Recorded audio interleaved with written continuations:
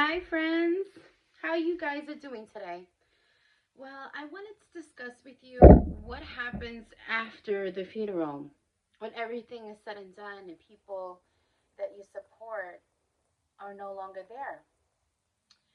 Um, it becomes an overwhelming experience, especially when you depend on your support group and they have their lives they have to go back to. You have your own lives that you have to go back to with your family. So now what? What are the steps to take? Even though you have to deal with so many things. I experienced that in my quiet time. It was the most dreadful time. And what I learned is that I had to have a structure in place. And my healing journey was going to begin. And not only for myself, for my boys as well. And learning that if I couldn't do it that day, it's okay. I can do it the next day and the next day after that. The healing process never ends. It just continues with you because there's so many events that you always heal from. Um, Life is challenging, so there's going to be always a healing process.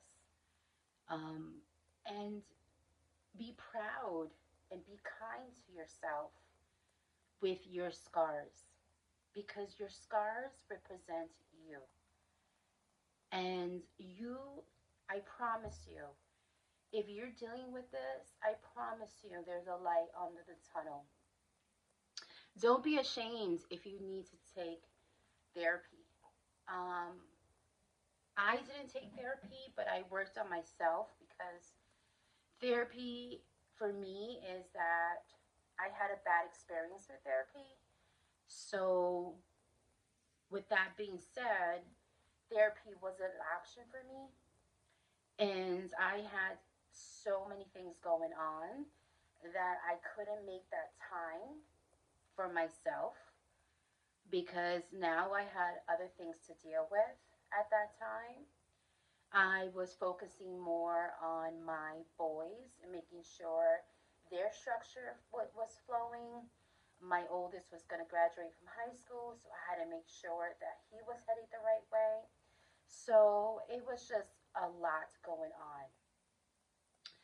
And as you know, if anybody out here is a single parenting is not an easy thing. Everything is on you. Everything is on you.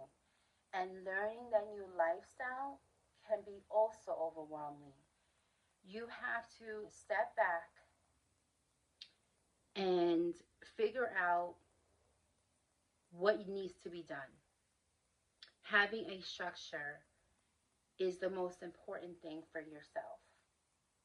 Accepting your new life, accepting your healing,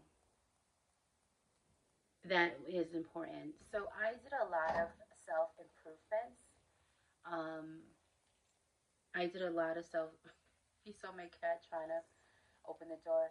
I did a lot of self improvements for myself, and I had a friend also that her late husband passed away, and I love this book, The Healing After the Loss. And you can find this book in Amazon, Barnes and Nobles. But let me tell you, in my darkest days, this was on my nightstand, and I would pick a passage for that day, January 1st, and so go and so go. So, whatever day that was, the passage was here. This was such a powerful book for me, knowing that I wasn't alone, knowing that there was other people like myself that had lost their loved one, learning how to cope. The most important thing as well is being present with your emotions. Being present with your emotions is powerful, not ignoring those emotions, not putting them under the rug. Because what happens is once you ignore those emotions and you're not present with those emotions are not going away. And if you don't be present with those emotions, what happens is they're going to come back and they're going to be more powerful than they originally started. That makes sense. So I did a lot of self improvements. I've read, as I said, I love this book. There's so many other healing books, and you can learn a lot from them. But the number one thing is being present in your emotions and accepting what just happened. And accepting is not an easy challenge, especially when it's done so abruptly. And learning that once you're in that pain, you will find joy again.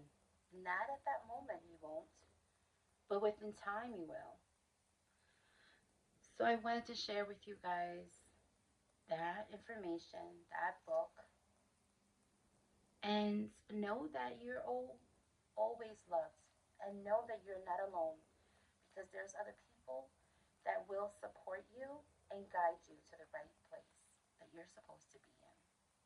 Until next time, bye, friends.